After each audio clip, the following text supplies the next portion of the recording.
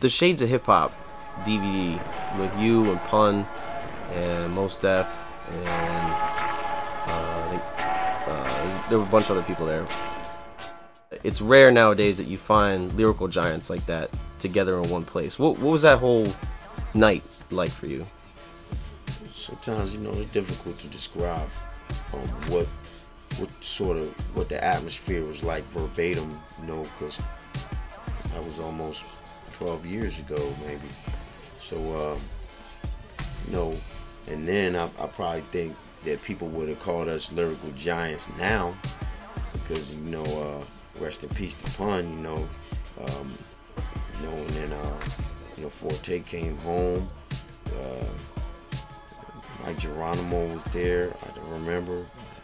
DMX too. That's right.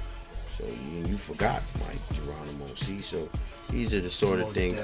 Yeah, Mos Def was there. So, you know, now you could probably look at the artists from the round table and say, man, y'all were lyrical giants. But at the time, I don't know how many of us felt like we were satisfied with what we wanted. I think that all of us were still leaning on our dreams. Right. I think that everybody around that table was leaning on their dreams and trying to achieve their goals. So at that time, you was pretty much just looking at poetry in motion, you know. You was looking at the thoroughbreds getting ready to run that furlong. So we was in the middle of running the furlong. So, you know. So I wanna fast forward to the present here and everything like that. You know, you're working with a bunch of ill producers on this album. The Beat Miners, Street Runner, and Jake One, obviously Eric Sermon. Talk to me a little bit about, you know, Keith, like writing this album, putting it together, and what you kind of want to do with it. Like, where do you want to see this album like balloon out to? Well, the album was a no-brainer to write because we didn't have people critiquing us.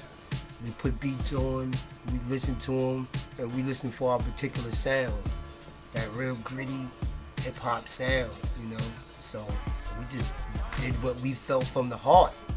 That's what we do. So it really wasn't too much thought. But what I want to get across with it, I want people to understand that me and Canibus been together for a while, like as friends and brothers. We ain't just say, yo, we want to make some money, so let's do a group. That's right, word. You know what I'm saying? Word. So what I want people to understand from this is pure lyricism, thought-provoking, metaphors, and like wordplay. You know, words that individuals don't use, stuff like that, but we always have. So it's like lexicons, man. Yeah, lyrical lexicons. So it's like I am him, he is me. Now we together as the UNDERGODS. I just want people to respect the music. Don't look at, yo, we trying to go platinum. Of course I would like to go platinum, but this is a real touring entity group too. So we get out there on the road and we take this music to people, word for word, and spit it like lyricists do, because that's what's missing in the game. Yeah. You know, do you foresee like another album together? I mean, you know, there's a lot of dope MCs coming together now. Like, you know, you got Slaughterhouse, everything like that. Like, I know they're gonna be working on a second record. Like, you got this record, it hasn't come out yet. KRS-One, 2, and Buckshot. You know what I'm saying? You Red and Meth, you know what I'm saying? You got Wu-Tang, Ray and Ghost still doing it, getting on, doing their thing.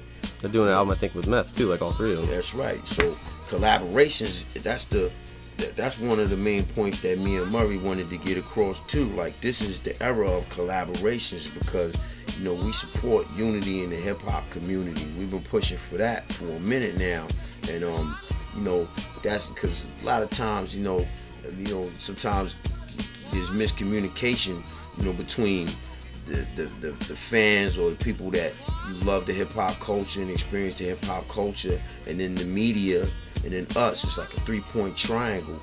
And whereas usually, you know, when in the inception of hip-hop, the artist was able to directly communicate to the listener without the media even fucking with or trying to interpret what we were saying. There was no magazines or no blogs or no internet to misinterpret your words and what you were saying.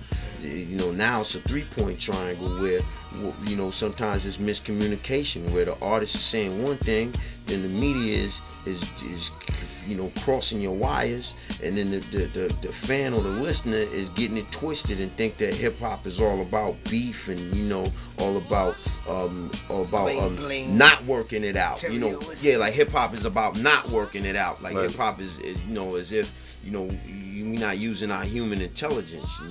You know, and hip hop is the most organic form of music on the planet. You know, so you know, I think that a lot of times now people or they behave robotically because the media, you know, feeds them the information in a skewered fashion. So that's what, you know, it ain't just undergods getting together and rocking it for people. It's a lot of groups putting it together, and the names you mentioned are the ones that's out, but I promise you, you know, there's other MCs out there that they got groups moving in factions all the time. And, you know, to everybody out there that's got your group, you know, it's strength in numbers, but it's also intelligence, you know what I'm saying, in the music at the same time, in the unity, you know what I'm saying, in communion. There's intelligence in that, and there's an underlying consciousness in that. So that's what we did for this project, and we're gonna continue to do that, whether it's an album or not.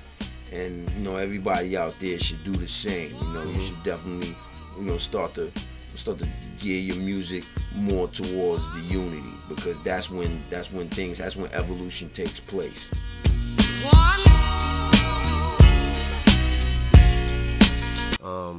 We're listening to some of your tracks in the background here. Do you guys have like a favorite one? Like anything that really like sticks out? Like